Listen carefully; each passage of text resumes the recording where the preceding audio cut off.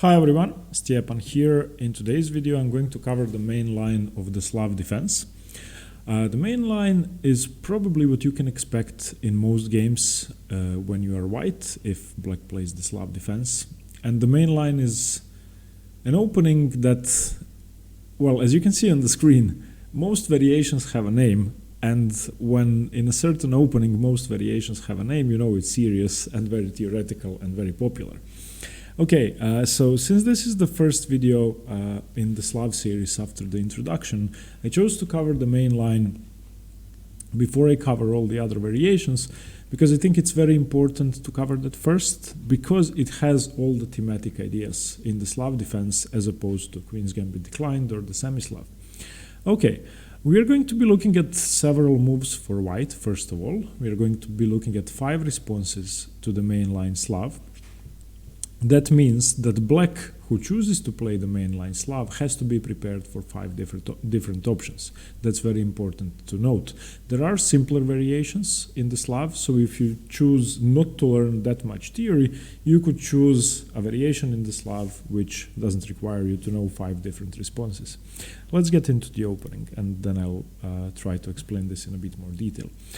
So the Slav defense starts after pawn to d4, queen's pawn to d4. Black responds classically with d5, challenging the center. We have c4, the queen's gambit, and we have c6, supporting the d5 pawn, declining the gambit, but not with queen's gambit declined, which is the move pawn to e6, which hems in the light squared bishop, but with c6 defending d5 from the flank. And now, if you haven't seen the introductory video on the Slav, please do. There I explained all the variations or all the options both sides have. Today we are going to be focusing on the main line. So knight f3 by white, knight f6 by black, knight c3 by white. At this point this could still be the semi-Slav or many variations of the Slav defense. But today we're going to be looking only at the move d takes c4, which is considered to be the main line of the Slav, also called the pure Slav. So this move is basically the idea behind the Slav defense, and if you play this, you're going straight into the theoretical battle, most theory-heavy variation of the Slav, which makes most sense and justifies the move c6. Why is that so? Well, if you are familiar with the semi-Slav defense, in which black closes the pawn triangle with e6, you know that you have a problem developing your c8 bishop.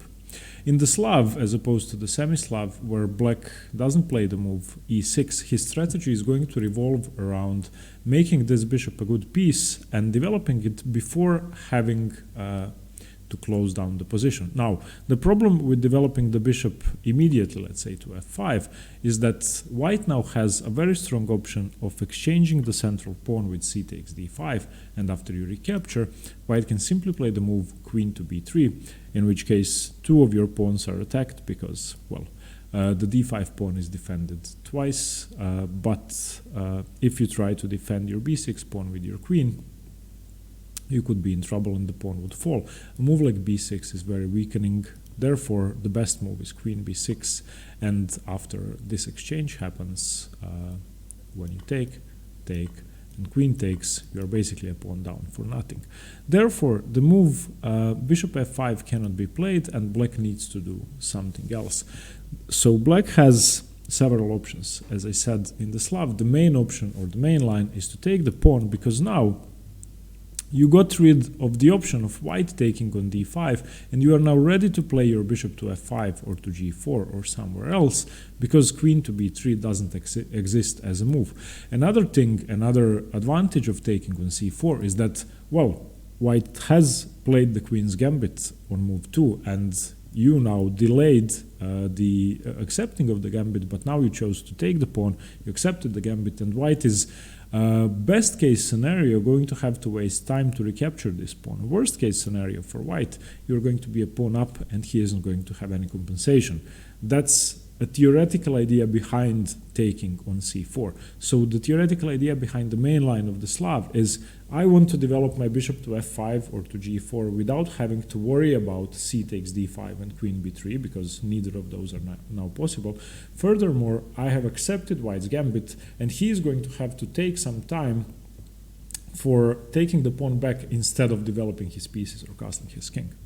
Okay, we are going to be looking at several different responses by white. Okay, by far the most popular move white could play is a4. This is called the Alapin variation, and that's the most theory-heavy move. We are going to be focusing on that mainly.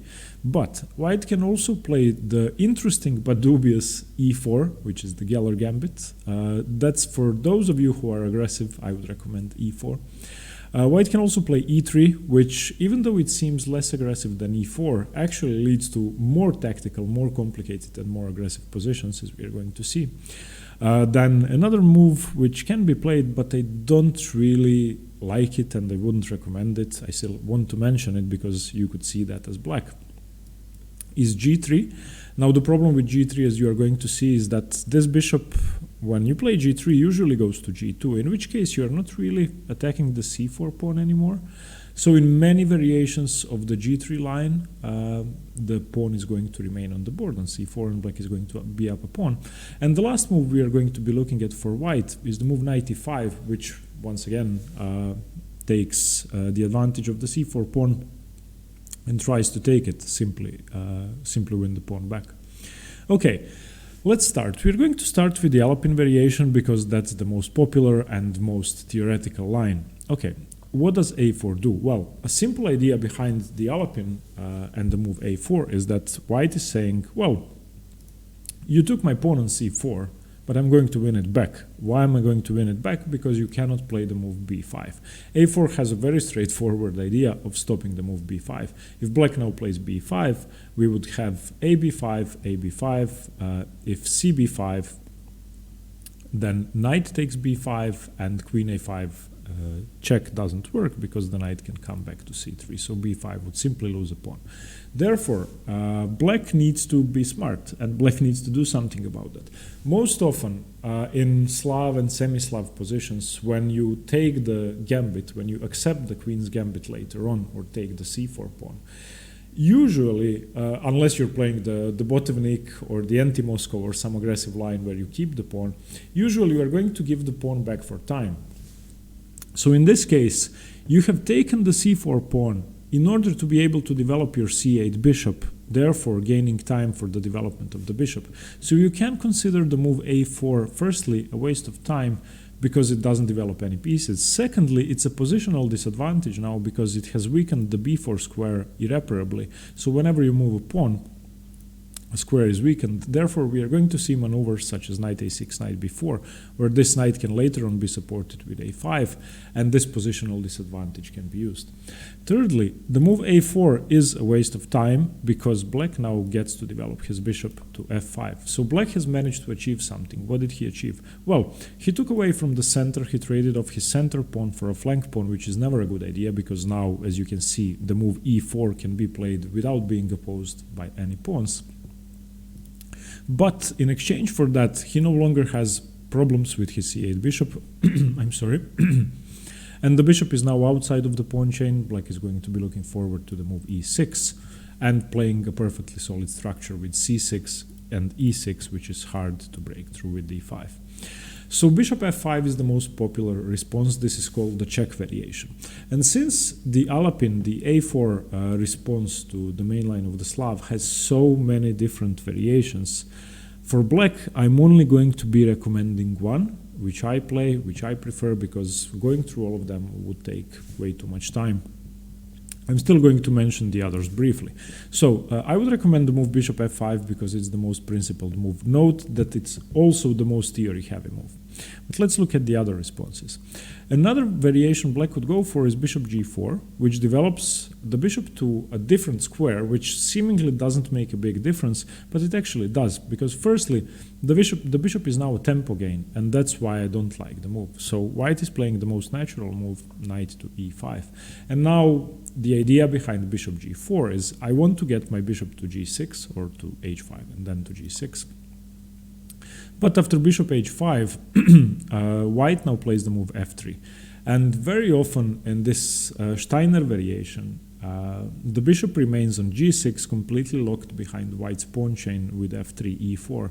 also you are going to lose your c4 pawn. So bishop g4, if you want to play it, you need to understand it really well. Let me just emphasize, it's not a bad move, it's a good move, but it takes a lot of skill and knowledge to understand it and to play it properly. I think the positions for us mortals who are not grandmasters or very strong players, the positions are easier to play for white. Okay, another variation after a4 is e6, which is called the, I don't know how to pronounce this, Sultan Bey variation, and it gives up the c4 pawn, just concedes to, like, I give up the pawn, I'm not going to fight for it, I'm going to develop normally, and that sort of makes sense. If you don't want to keep your pawn, you should develop. But, and note that Magnus Carlsen has played this position and they couldn't understand this move for a long while. So you took on c4 in order to be able to develop your bishop, and then you play e6, locking the bishop in, which doesn't make that much sense. But black is now going for a semi-Slav position with a different move order, so on a very high level this is a good way to confuse your opponents. I would still recommend that if you are a mortal like me, either play the semi-Slav or don't play e6 against the Alapin, against a4, because it's slightly more complicated, slightly different move order, and you're probably going to complicate your life more than your opponents.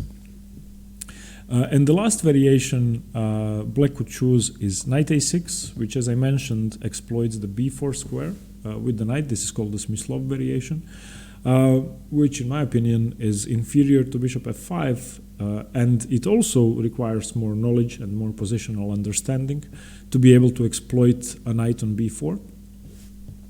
So white is going to play e4, of course, expanding in the center for free. You no longer have your d5 pawn.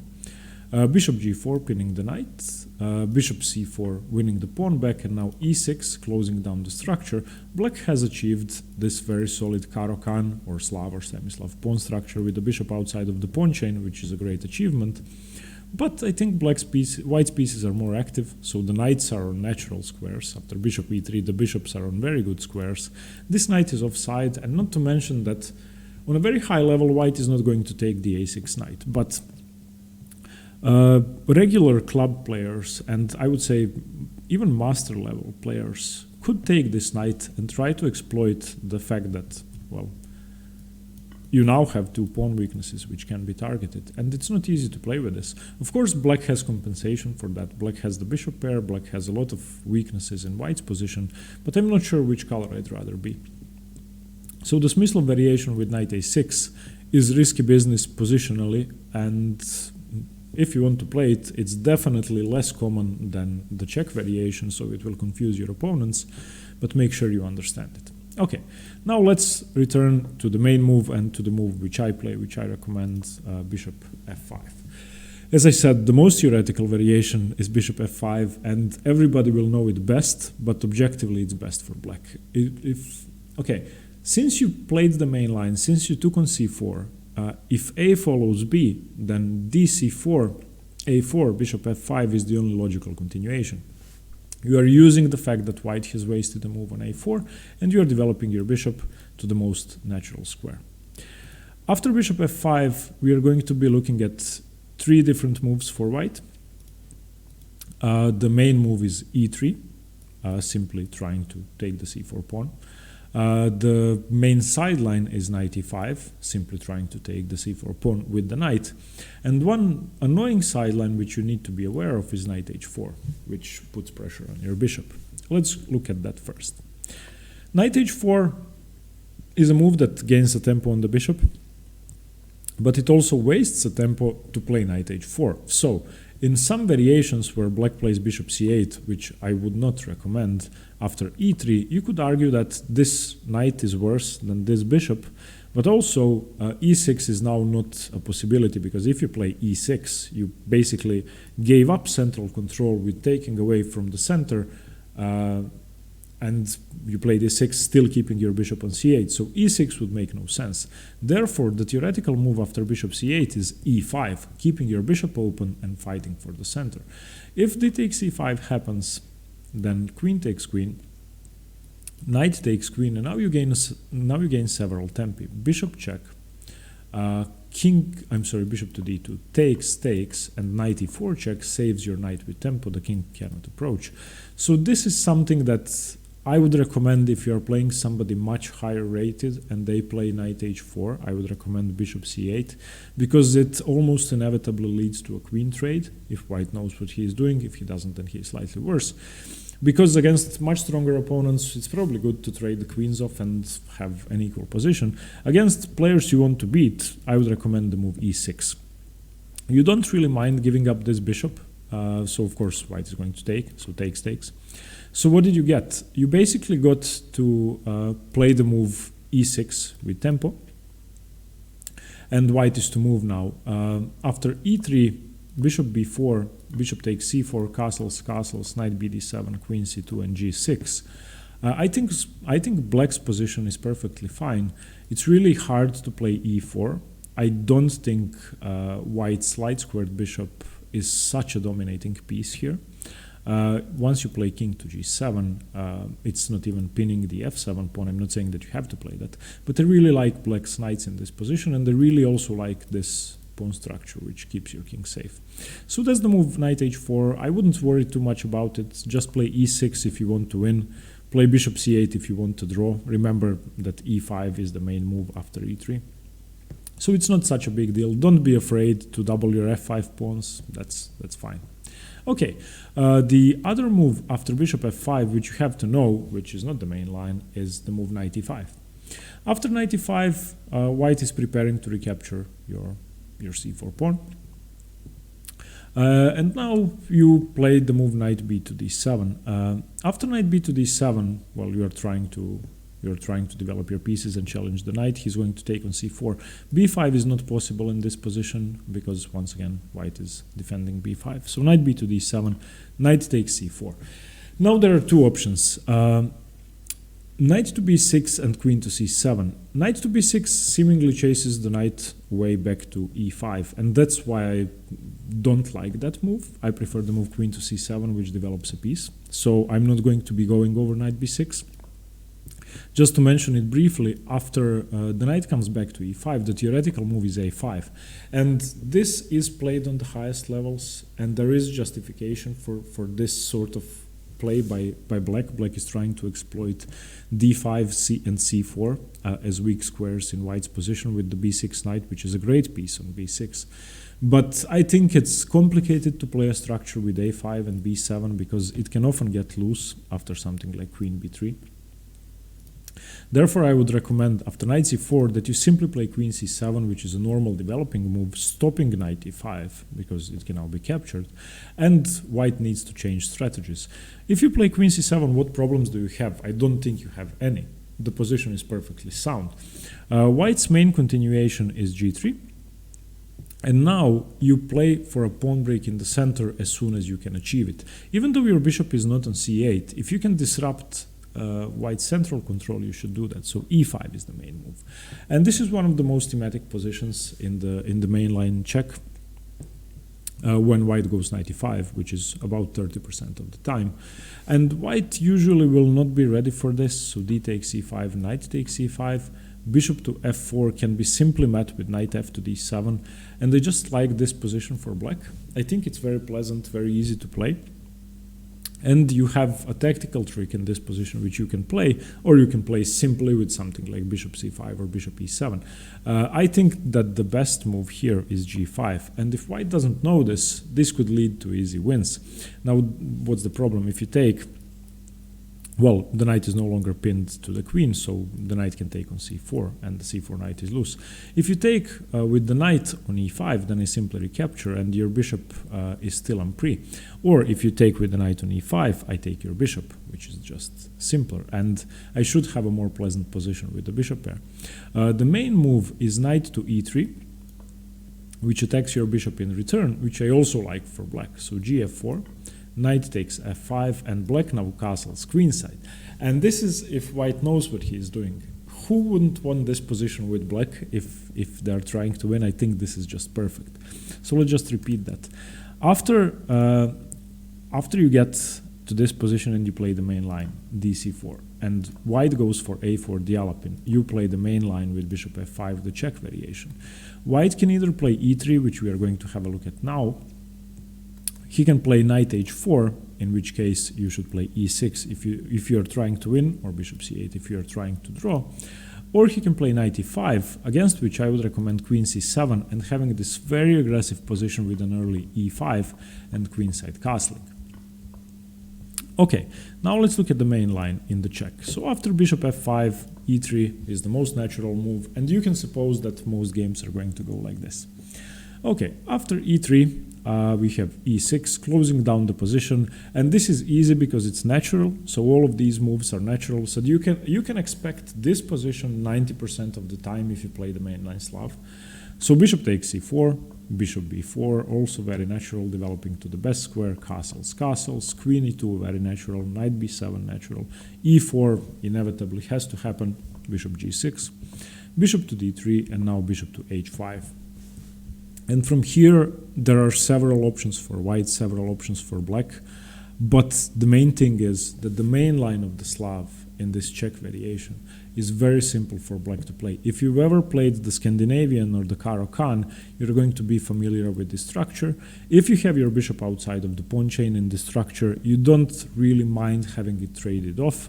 I would argue that this bishop is worse than the f3 knight, so trading it off could be beneficial. This knight is jumping into e5, which is always the weakest square in the c6, e6 pawn structure. Therefore, bishop h5 is a good move. And it's just easy to play. So, after the main line and a4, I would recommend the move bishop f5. If white plays e3, you have a solid pawn structure, which is easy to play. If he plays knight e5, well, the position is aggressive for black more so than for white, and if he plays knight h4, perfectly solid with e6. Okay, now let's look at the other options. Let's look at the Geller Gambit.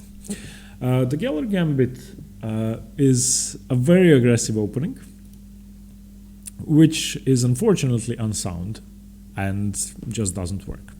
So e4 might remind you of stuff that happens in the semi-Slav, in the anti-Moscow and the Botevnik variation, where white simply tries to win the c4 pawn back with tempo. The difference is black hasn't played the move e6, so there's never any bishop g5s, which are always played prior to e4 in the Botevnik and in the anti-Moscow. So black just plays the move b5. And b5 defends the pawn. There's nothing there. e5 is the only attempt, knight d5, simply putting the knight to a good square. Now after a4, e6, everything is defended. If a takes b5, you take on c3 first, b takes, c takes, and black is a pawn up. I'm going to turn the engine on for this one. Black has an advantage. It's not a clear pawn up, it's minus 0.7, but it's just good. And why does white play this? Because he has knight g5 and queen g4 or queen h5, which I don't think is enough. So knight g5 here, and if you don't know it, you should be afraid. But if you know it, you are going to laugh. Bishop b5, queen h5, g6, the queen has to move, queen g4, bishop e7, bishop e2, bishop d5, stopping any tricks on the e6 square, and now it's just a one position for black on the highest level, something like knight c6, knight e4, h5. You can take the knight, you can play h5, queen f4, you can play a5, castles, b4. I mean, there's no problem for black in this position. Castles, everything is defended, you're a clear pawn up, you're going to create the passed pawn and win. So the Geller Gambit, you can play in blitz, you can play in bullet, you can play against inexperienced players. Against good players, don't play it. Against somebody who plays the Slav or the semi-Slav regularly, don't play the Geller Gambit. Okay, another option I would like to mention briefly is the Alekhine variation or the Alyokin variation, where instead of e4, white plays the move e3. It's very semi-Slav-like. That's the thing I like about it for black. It reminds me of the semi-Slav because it leads to imbalanced, complicated tactical positions in which every move counts. It's not clear who is better. It could be any three results, and you could mess up in a matter of two moves and you could just lose the game. Same as after e4, black continues with the move b5, and white now plays a4 immediately. Okay. After a4 undermining the structure, black continues with b4. We have knight b1. Another option is knight a2, which puts pressure on the b pawn immediately, which I think is trickier to meet. You play e6, defending b4 instead of c4. Bishop c4, knight bd7, castles, bishop b7. And this is a semi-Slav problem. You need to play the move c5 to open up your bishop. You played the move e6 before the bishop got out. So this is now a semi-Slav position in which, well, it's similar to the Reynolds attack or stuff like that. Because now you need to solve the problem of your bishop. You also need to defend your overextended b pawn. And, well, you need to play c5 as soon as possible. So queen e2, c5, rook d1, queen b6, bishop d2, a5, knight c1. And I would always prefer to have black here because I've played these positions a million times and I think they are very comfortable. I think this bishop is the best piece on the board. And I think the fact that I have pawns on f7 and d6 is very good for my king. On the other hand, white has castled, white has the b3 square for his knight, and, well, white has a better bishop on d2 as soon as he plays e4. For now it looks hemmed in, but it's going to be active as soon as white manages e4. So that's knight a2 after b4. Knight b1 is the main line, but I would recommend that you play knight a2 if you are white, because now after the move bishop a6 you have successfully defended both pawns. Well, the b4 pawn wasn't even attacked as it is after knight a2. Bishop e2, e6, castles, bishop e7, knight bd2, c3, bc3, bc3, knight b1. You still have the extra pawn on c3, but it's going to drop, and this is going to end up being a very aggressive position for white, in which black has two isolated pawns, white has one isolated pawn, and it should be balanced, but both sides need to be extra careful. Queen a5, defending the pawn, defending everything. Bishop a3 takes, you have to take, rook takes castles, and now the pawn drops, knight b to d7. As I said, this is the best case scenario, still very complicated with three minor pieces on the board for each side, but should be equal.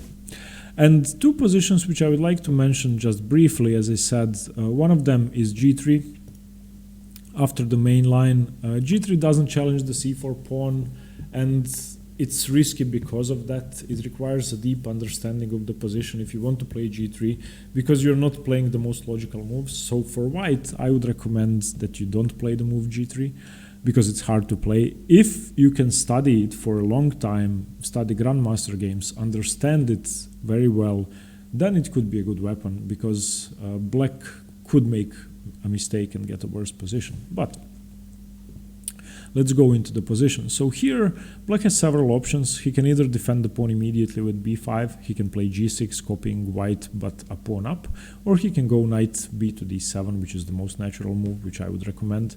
They're often going to transpose, and all three moves could be played in all variations. The difference is that after knight b to d7, you don't have to play g6, bishop g7. You can develop your light squared bishop to g4 or to f5 and then play e6. But I think a fianchetto structure against this is very good. And since I would recommend the fianchetto and all three moves are going to be played, I think you could call all three moves transpositional. Okay, so knight b to d7, bishop g2, g6, castles, bishop g7, e4, it has to be played. Castles, queen to e2, and now b5 and rook d1. And if black knows what he is doing, he is going to be playing this structure. White, of course, has compensation for the pawn. He has a broad center and a lot of central control, but a pawn up is a pawn up. And I'm not sure anybody weaker than master level is going to know how to play this position for white and justify being a pawn down. So against g3, I wouldn't be worried as black. Okay, and the last move I want to look at is knight e5, which is a very straightforward way of targeting the pawn. I don't think it's challenging for black. I think it's a very good test to black if he doesn't know what he is doing, because black has to figure out what to do over the board. But if you've studied this move and once you see this, what I'm about to show you, I think you won't have any problems with it. You can play knight bd7 or b5. One defends the pawn, one doesn't defend the pawn.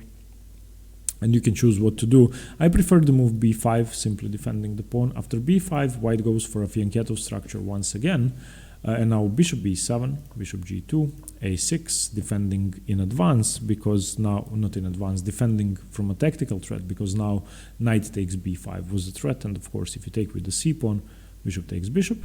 Now if knight takes b5, a takes b5, castles, e6, b3 undermining your structure, takes, and bishop e7, and once again black is a pawn up.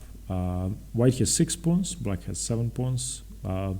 If black manages to play something like queen c7 and c5, he will be a pawn up with the best bishop in the world that's going to have to be traded off if white wants to, well, survive. And once white trades off the g2 bishop, he's going to have light squared weaknesses. So pawn up 2-1 on the queen side and getting rid of white's best piece is a huge advantage. So what you need to be playing for as black is queen c7, c5, but that's hard to achieve, and white is not stupid, he's not going to allow that. So white plays bishop b2, castles, knight e4, challenging your f6 knight, which is your best defender at the moment. Also looking at the c5 square, so stopping c5, and if that happens, you are in trouble.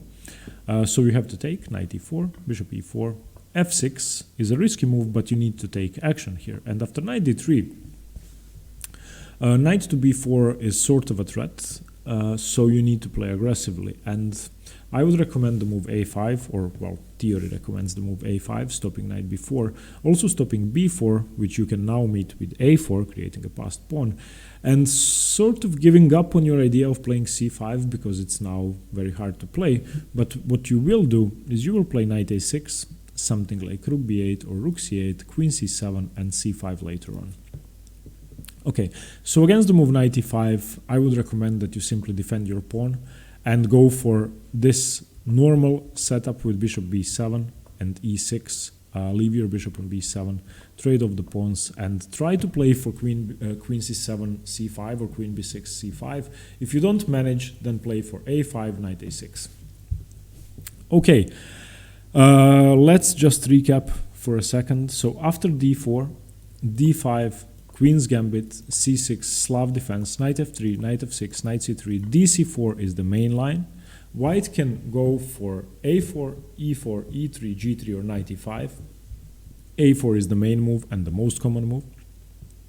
After a4, let's just come back to the Alpin. After a4, you can choose several different moves. I would recommend the move bishop f5. The Czech variation is the most principled, easiest to play, and most understandable move.